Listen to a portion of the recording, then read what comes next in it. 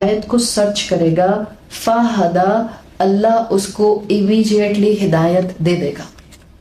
آپ کو بھی یقین ہونا چاہیے. آپ ہدایت مانگیں گی، اللہ آپ کو فوراً ہدایت دے گا. ہاں آپ کسی اور کی ہدایت کی دعا کریں گی، it can have a delay because there is a science behind it. جب بھی مائیں اولاد کی دعائیں مانگتی رہتی ہیں کہ اللہ میری اولاد کو ہدایت دے دے، لیکن اولاد کو ہدایت نہیں ملتی ہے بیکاز وہاں پر ایک لنک مسنگ ہوتا ہے. اور ہدایت ملنے کے کئی راستے ہیں، یہ بھی یاد رکھیں. مثال کے طور پر قرآن اٹ سیلف کئی لوگوں کو کئی ڈائریکشن سے ہدایت کی طرف لاتا ہے. مثال کے طور پر اللہ پر ایمان کیا صرف اللہ پر ایمان کی شکل میں، یا اس ایمان کی اور بھی برانچز ہیں؟ اللہ کے رسول کی حدیث کا مفہوم کیا ہے؟ ایمان کی 70 برانچز. کیا اللہ پر ایمان، فرشتوں پر ایمان، کتابوں پر ایمان، آخرت پر ایمان، رسولوں پر ایمان، یہ سب اللہ پر ایمان کی شکلیں نہیں ہیں؟ تو یاد رکھیں ہدایت کسی بھی راستے سے آ سکتی ہے. ہو سکتا ہے آپ کسی انسان کو دیکھتے ہیں کہ وہ کسی کلاس میں اس لیے جاتی ہیں کہ وہ کہتی ہیں کہ وہاں پر مجھے جا کر بہت کمفرٹیبل ماحول ملتا ہے. وہ ٹاٹ پر نہیں بٹھاتے، اچھی سی کرسی پہ بٹھاتے ہیں، اے سی چل رہا ہوتا ہے، در و دیوار بالکل صاف ہوتے ہیں. تو آپ ان کو دیکھ کر کہتی ہیں کتنی دنیا دار خاتون ہو، دین کی جگہ پر بھی دنیا پر نظر گئی. مت کہیں ایسے، اس لیے کہ وہ جس مقصد کے لیے جا رہی ہیں وہ مقصد تو ہدایت ہے. آس پاس کی چیزیں ان کو جو ہیں وہ اپیل کر رہی ہیں، کوئی بات نہیں، ہو سکتا ہے صفائی اور ایمبیانس ان کو اپیل کرے اور ان تک ہدایت آ جائے. کوئی انسان کسی کلاس میں اس لیے جاتا ہے کہ وہ سنیکس بہت اچھے دیتا ہے اور آپ کو سنیکس کھانا اچھے لگتا ہے. تو اب آپ کی فرینڈ کہتی ہے تو یہ کی بات ہوئی بلد، اتنی گریڈ کھانے جاتی ہو کہ ہدایت کے لیے جاتی ہو؟ اب کہ نہیں جاتی تو ہدایت کے لیے ہوں، بونس میں کھانا مل جاتا ہے.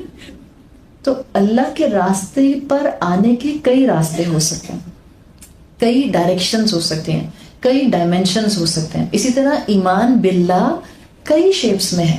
جو انسان یہ کہتا ہے میں اللہ پر ایمان رکھتا ہوں، وہ رسولوں کو نگیٹ نہیں کر سکتا. وہ اللہ کے رسول صلی اللہ علیہ وسلم کا سیل آف پروفٹ ہوڈ کے ساتھ ہونا نگیٹ نہیں کر سکتا. وہ جبرائیل علیہ السلام کو کسی بھی کیپیسٹی میں نعوذ باللہ کسی اینگل سے بلیم نہیں کر سکتا. وہ اللہ کے رسول صلی اللہ علیہ وسلم کی احادیث کا نگیشن نہیں کر سکتا. اگر آپ ایمان باللہ اور ہدایت کو سمجھ جائیں گے تو ہدایت کا حصہ ہے کہ رسول اللہ صلی اللہ علیہ وسلم کی احادیث اور ان کی درجہ بندی کو مانا جائے، ان کا منکر نہ ہوا جائے. قرآن کو صرف قرآن سے نہ سمجھا جائے، قرآن کو قرآن سے بھی سمجھا جائے اور قرآن کو حدیث رسول صلی اللہ علیہ وسلم سے بھی سمجھا جائے. اللہ کے رسول پر ایمان اور اللہ پر ایمان کا تقاضا ہے کہ اللہ کے تمام صحابہ، اللہ کے رسول کے تمام صحابہ کو عزت دی جائے. یہ نہیں کہ ایک کو عزت دی اور باقیوں کو نگیٹ کر دیا، یا ایک کو عزت نہیں دی اور باقیوں کی عزت کر دی. یہ اللہ پر ایمان کا تقاضا ہے. تو یہ سب شیڈز ہیں ہدایت کے، ان کو سمجھیں. بعض اوقات ہم ایک اینگل پکڑ لیتے ہیں، باقی چھوڑ دیتے ہیں. جیسے آپ کہتی ہیں ریچولز بھی عبادت ہیں، اینڈ اخلاق بھی عبادت ہے. مزاج سیدھا نہ ہو، ماتھے پہ پرماننٹ 4 بل پڑ جائیں بیکاز ہم ہر وقت چڑچڑے اور غصے میں رہتے ہیں. ہم کسی سے سیدھے منہ بات نہ کریں بیکاز ہمیں تقوی کا ہیضہ ہے اور ہم زیادہ ہنستے نہیں ہیں اس لیے کہ ہم بہت سیریس ہو گئے ہیں زندگی کے بارے میں. آپ ہدایت کو سمجھے نہیں. ہدایت آپ کو ہولسٹیکلی ایک پلیزنٹ پرسنالٹی بنا دیتی ہے. ہدایت کے شیڈز ہیں، اپنے اوپر وہ سارے شیڈز لانے کی کوشش کریں. جب تک قرآن سے نہیں جڑیں گے ان شیڈز کا بیلنس ہم پر نہیں آئے گا. وی ول بی ٹلٹڈ کسی ایک سائڈ پر یا کسی دوسری سائڈ پر. مثال کے طور پر آپ ایک فریز کہتی ہیں اپنی عام زبان میں، آپ کہتی ہیں you are just like a lion. جب آپ کسی کو یہ کہہ رہی ہیں، فرض کریں آپ نے اپنے بیٹے کو کہا you are just like a lion, کیا اس کی دم ہے، فر ہے، بڑا سا منہ ہے؟ کیوں کہا آپ نے اس کو you are just like a lion? آپ نے لائن کی کریج کو اپنے بیٹے کے ساتھ ایز اے کوالٹی اٹیچ کیا. تو آپ نے اپنے بیٹے کو لائن اس لیے کہا ہے کہ وہ بہادر بہت ہے، یا آپ اس کو بہادر بنانا چاہ رہے ہیں. اچھا اسی جملے کو آپ کئی طرح بول سکتے ہیں. آپ کہتی ہیں، آپ نے ایک کہا you are just like a lion, آپ کہتی ہیں you are my lion, you are a brave lion, you are just lion. یہ سب چیزیں ہیں، سب کا مطلب ایک ہی ہے. اسی طرح سے اس ہدا کو سمجھیں. قرآن نے جتنے اینگلز ہدایت کے دیے ہیں ہم ان میں سے کسی کا ڈینائل نہیں کر سکتے. قرآن اور اللہ کے رسول صلی اللہ علیہ وسلم کی تعلیمات میں جو چیزیں ایمان سے کنیکٹ کر دی گئی ہیں ہم اس میں پک اینڈ چوز نہیں کر سکتے. ہم نہیں کہہ سکتے کہ جو سمجھ آئے گا جو ڈویبل لگے گا وہ کروں گی، باقی مجھے لگتا ہے 1450 سال کے بعد پریکٹیکل نہیں رہا. آپ ہدایت مانگیں گی، اللہ آپ کو امیڈیٹلی ہدایت دے گا، اور اس چیز کو یہاں سمجھایا گیا ہے.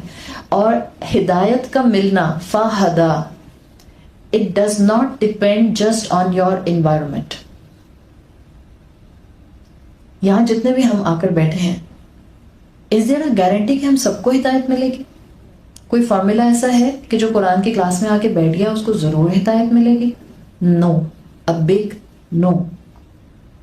اگر ماحول سے ہدایت ملتی ہوتی تو وہ بچے جن کو بہت نیک ماں باپ ملتے ہیں، وہ بچے جن کو بڑے رائچیس پیرنٹس ملتے ہیں، جن کی اپ برنگنگ اسلام کے ہی میتھڈالوجی اور منہج پر ہوتی ہے، ان کو تو کبھی نافرمان نہیں ہونا چاہیے اللہ کا، ان کو تو کبھی دین سے دور نہیں بھاگنا چاہیے، ان کو تو کبھی اسلام کے شعائر نہیں چھوڑ دینے چاہیے. ایسا ہی ہے. اس کا مطلب کیا ہے؟ ماحول ٹوٹلی ڈیپینڈنٹ نہیں ہوتا آپ کی ہدایت کے اوپر. اگر ماحول ٹوٹلی ڈیپینڈنٹ ہوتا کہ جیسا ماحول ویسا بچہ، تو پھر برے سے برے ماحول میں سے نیک بچہ کیسے نکل آتا ہے؟ یوسف علیہ السلام کا ماحول کیسا تھا گھر کا؟ بہت اچھا. ہاں، نبی کے گھر کا ماحول ضرور تھا، بٹ وہ چھوٹا سا بچہ اپنا خواب آ کر اپنے باپ کو سناتا ہے اور باپ کہتا ہے دیکھو اپنے بھائیوں کو مت بتانا. یہ ماحول آپ کو اچھا لگے؟ اس کا مطلب ہے there is some problem in the environment. Comfortable ideal ماحول نہیں ہے گھر کا. اور ابا نے پھر نہ صرف یہ کہا کہ بھائیوں کو نہیں بتانا، ابا نے پھر سمجھایا بھی کہ دیکھو اللہ تعالیٰ کسی بندے کو چن لیتا ہے، کسی کو خاص کر لیتا ہے. always be conscious of him. اللہ سے اپنا تعلق مضبوط رکھنا. اسی والد نے جس نے اپنے بھائیوں سے یہ خواب ڈسکس کرنے سے یوسف کو منع کیا تھا، اپنے بچے کی گرومنگ کر دی. اب یہ بچہ اپنے باپ کے پروٹیکشن سے نکلتا ہے، بھائیوں نے کنویں میں ڈالا، کڈنیپ ہو گیا، غلام بن گیا، جیل میں چلا گیا، کس طرح سے اس کو سیڈیوس کیا گیا کہ اس دور کی عورتوں میں سے ہر عورت نے اس کو بہکانے کی کوشش کی. کتنا خراب ماحول. کیا ہوا یوسف علیہ السلام کا؟ بھٹک گئے؟ بالکل بھی نہیں. ہدایت کا تعلق ماحول پر نہیں ہوتا ہے. اصحاب کہف کی بھی میں نے بھی آپ کو مثال دی تھی. That was totally pagan culture around. کوئی اللہ کو نہیں جانتا تھا، کوئی اللہ کو نہیں مانتا تھا، تو پھر یہ کیوں نہیں بھٹکے؟ اگر ماحول کی بات تھی تو ماحول ٹوٹلی ایسا نہیں ہوتا. چاہے آپ انبیاء کی بات کریں یا غیر نبی کی بات کریں، ماحول پر ٹوٹل چیز ڈیپینڈنٹ نہیں ہوتی. اللہ کے رسول صلی اللہ علیہ وسلم کا ہم سوچتے ہیں اور ہم کہتے ہیں کہ اگر ہم مدینہ کے ماحول میں ہوتے تو ہمارے لیے اس وقت ہر اس چیز پر عمل کرنا آسان ہوتا جو اللہ نے ہم پر فرض کیا. اور ہم عورتوں کو لگتا ہے اگر ہم مدینہ میں ہوتے، اللہ کے رسول بھی ہوتے، تو ہم سب بھی چادر اوڑھ لیتے اور دوپٹہ پہن لیتے اور ہمارے لیے بڑا آسان ہوتا، کیونکہ سب کر رہے ہوتے. اسی مدینہ کے ماحول میں منافقین اور ورسٹ اپنے ٹائم کے منافقین، اور اسکالرز کہتے ہیں وہ منافقین جو اتنے برے منافقین اس کے بعد دنیا میں کبھی نہیں آئے، وہ منافقین مدینہ میں موجود تھے. امنگ دا صحابہ، انہی کے درمیان میں اٹھتے بیٹھتے تھے، انہی کے ساتھ رہتے تھے. یعنی آپ سمجھیں ماحول کیا تھا. آپ صحابہ کو سمجھیں. اگر میں ایک صحابی کا قصہ بھی آپ کے سامنے رکھوں تو سارے منافقین کی کیفیت آپ کو لگے کہ وہ ان صحابہ، ان ایمان والے لوگوں کے درمیان میں منافق رہ کیسے گئے. حضرت حنزلہ کا نام سنا ہے آپ نے؟ حضرت حنزلہ وہی ہیں جن کی مشہور حدیث کا مفہوم آتا ہے روایت کا کہ وہ بازار میں کہتے ہوئے جا رہے تھے نافقہ حنزلہ، نافقہ حنزلہ، حنزلہ منافق ہو گیا، حنزلہ منافق ہو گیا. حضرت ابو بکر صدیق نے سنا تو انہوں نے کہا کیا ہوا؟ تو انہوں نے ڈسکرائب کیا کہ میں جب اللہ کے رسول کے سامنے بیٹھا ہوا ہوتا ہوں اور وہ مجھے قرآن سنا رہے ہوتے ہیں، مجھے لگتا ہے میں اپنی آنکھوں سے جنت اور دوزخ دیکھ رہا ہوں، اور میں وہاں سے اٹھ کر آتا ہوں، میں دنیا میں انوالو ہو جاتا ہوں، مجھے لگتا ہے مجھ میں نفاق آ گیا.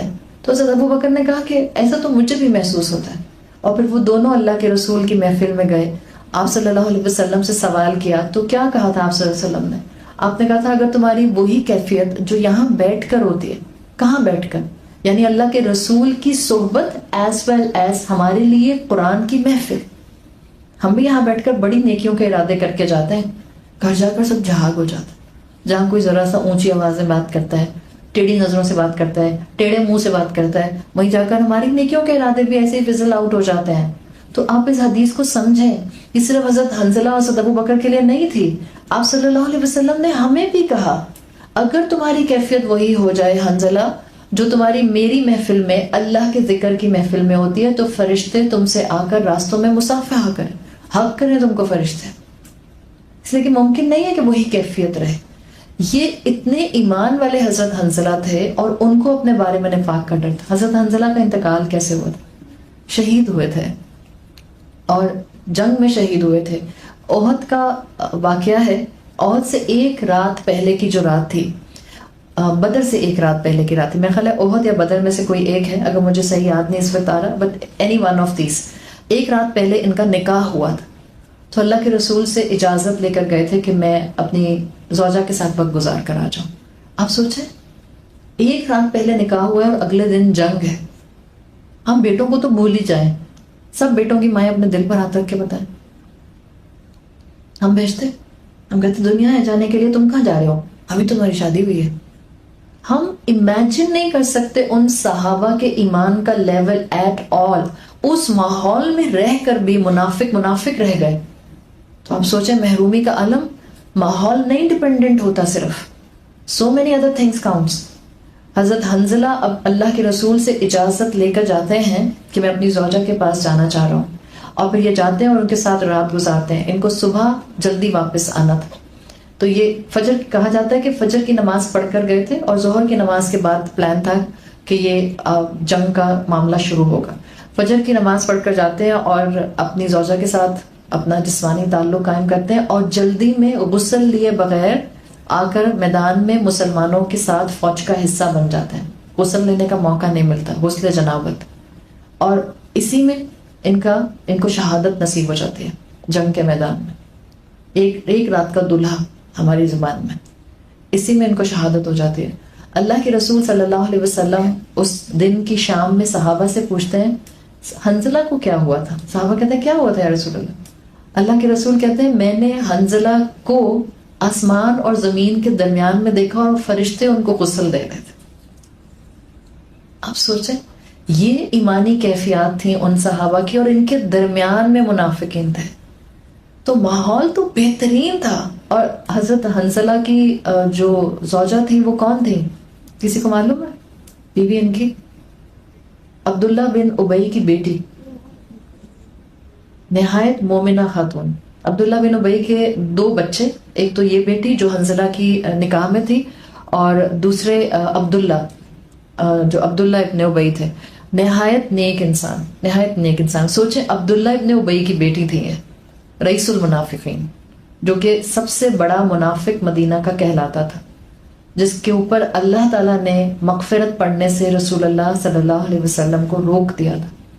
محروم رہا تھا، اللہ کے رسول کو اپنی آنکھوں سے دیکھتا تھا، آپ کی آواز اپنے کانوں سے سنتا تھا، آپ کے صحابہ کے ماحول کے درمیان میں رہتا تھا، اور اس کو ایمان کی وہ طاقت نصیب نہیں ہوئی. تو صرف ماحول صرف نہیں ریکوائرڈ ہوتا، بہت کچھ اور ریکوائرڈ ہوتا ہے. ہم اپنے بچوں کے لیے اکثر پریشان ہوتے ہیں اور ہم کہتے ہیں ماحول اتنا خراب ہے کہ ہمارے بچے ہدایت پہ نہیں آ پا رہے. ماحول امپیکٹ کرتا ہے، but this is not just environment جو ہدایت کے لیے ریکوائرڈ ہوتا ہے. انسان کی اندرونی کیفیت، انسان کا دل، اس کی انکلینیشن، اس کی ولنگنس، اس کی چاہت، وہ کتنا ہدایت کو چاہتا ہے. This is the most empowering factor of we want to get the guidance. میرے دل کی چاہت. اللہ نہیں دیکھتا میں کس ماحول میں ہوں، اللہ نہیں دیکھتا ہے کہ میرے آس پاس کیا ماحول ہے، اللہ نہیں دیکھتا میں کس ملک میں ہوں. اللہ انسان کے دل کی چاہت دیکھتا ہے، کس انسان کے دل میں ایمان لانے کی تمنا ہے. یہ اصول ہے جو اللہ تعالیٰ نے ہدایت کے ساتھ رکھا ہے. جو اس کو سمجھ جائے گا وہ اپنی اولاد کے دل پر کام کرنے کی کوشش کرے گا. باہر کا ماحول ہم نہیں بدل سکتے، اس کا مطلب ہے ہاتھ پر ہاتھ رکھنے کی ضرورت نہیں ہے. ہم کہتے ہیں پہلے دور اچھے تھے، ان دور کے اندر ماں باپ کی باتیں اولاد سنتی تھی تو پھر اولاد ہدایت پر آ جاتی تھی. ہاں یہ فتنوں کا دور ہے، تو زیادہ ان کے دلوں پر کام کرنے کی ضرورت ہے.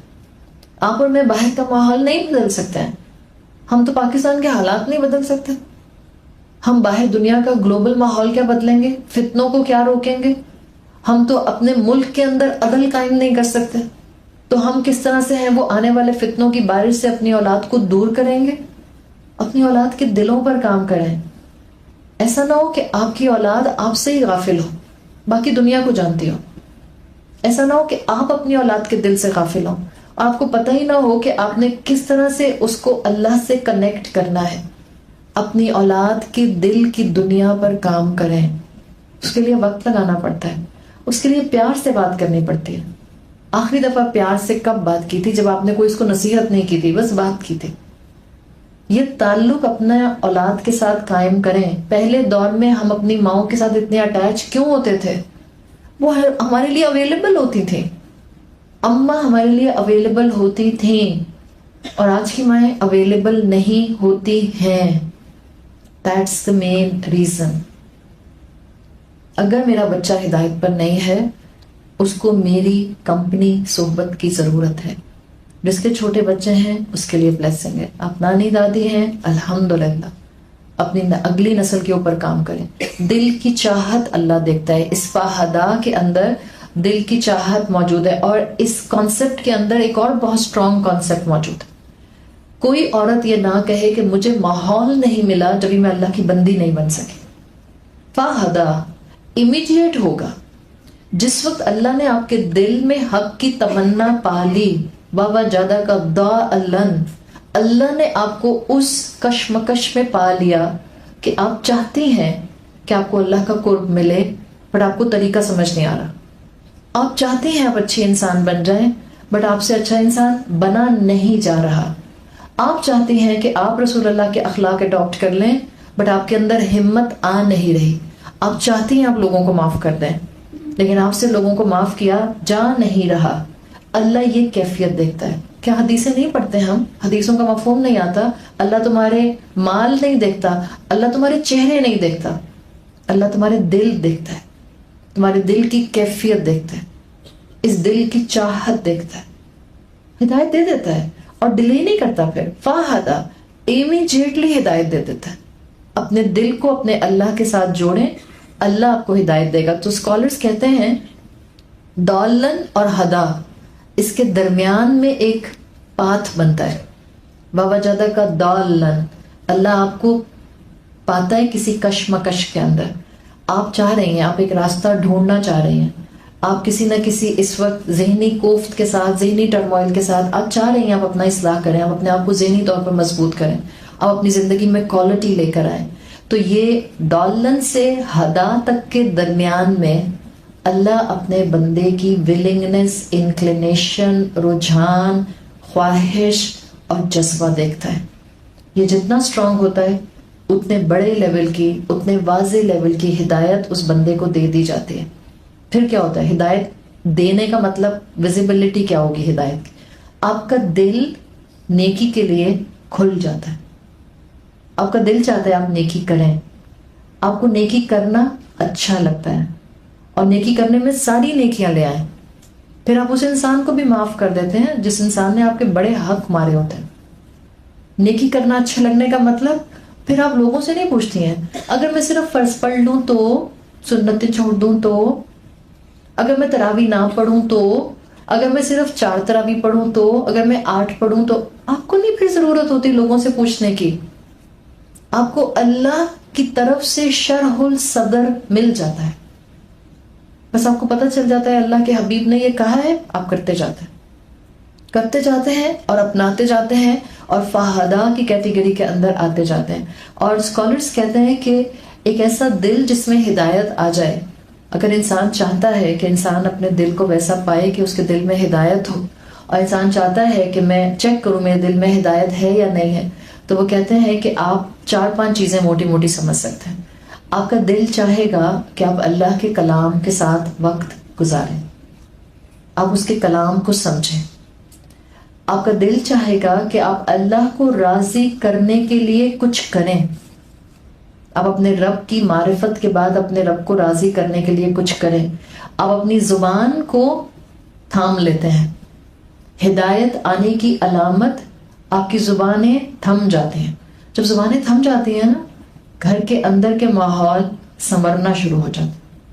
زبانیں جب سنبھل جاتی ہیں تو انسان رشتوں کو بھی احترام کے ساتھ پھر مینج کرنا شروع کر دیتا ہے.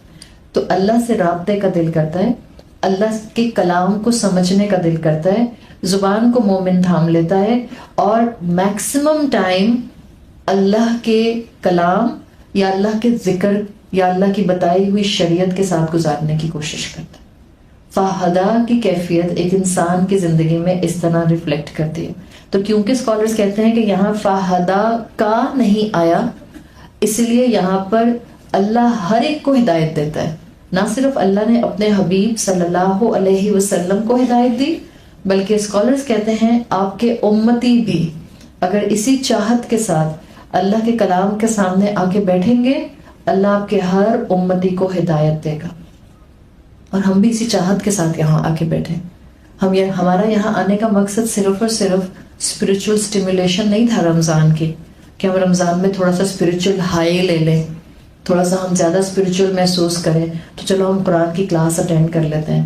ہم میں سے ہر انسان کا یہاں آنے کا مطلب تھا کہ اللہ میرا یہ رمضان کا مہینہ بہترین گزر جائے، مجھے تھوڑی ہدایت زیادہ مل جائے، میرا ایمان تھوڑا زیادہ ہائی ہو جائے، مجھے آپ کی قربت زیادہ نصیب ہو جائے، مجھے آپ سے رابطہ کرنا آ جائے.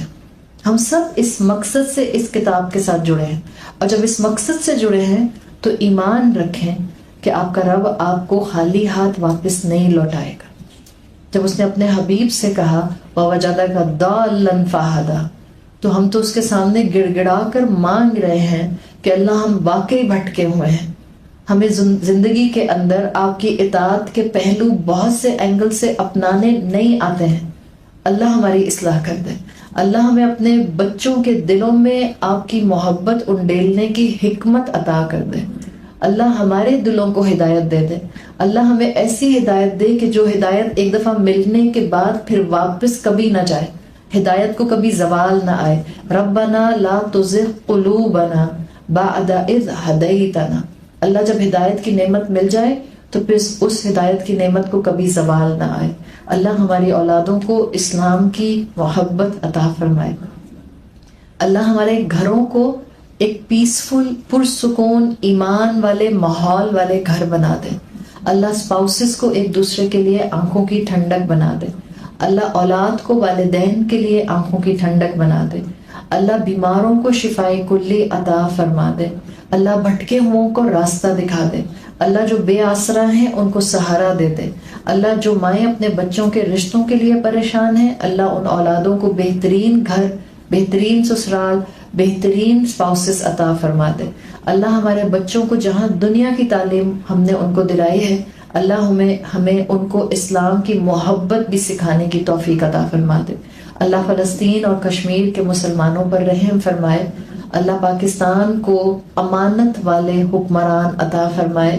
اللہ ہمیں ہمیشہ ایسے ماحول میں رکھے جس ماحول میں ہمارے لیے نیکیاں کرنا آسان ہو. اللہ ہمارے دل کو اپنی اطاعت کے لیے کھول دے.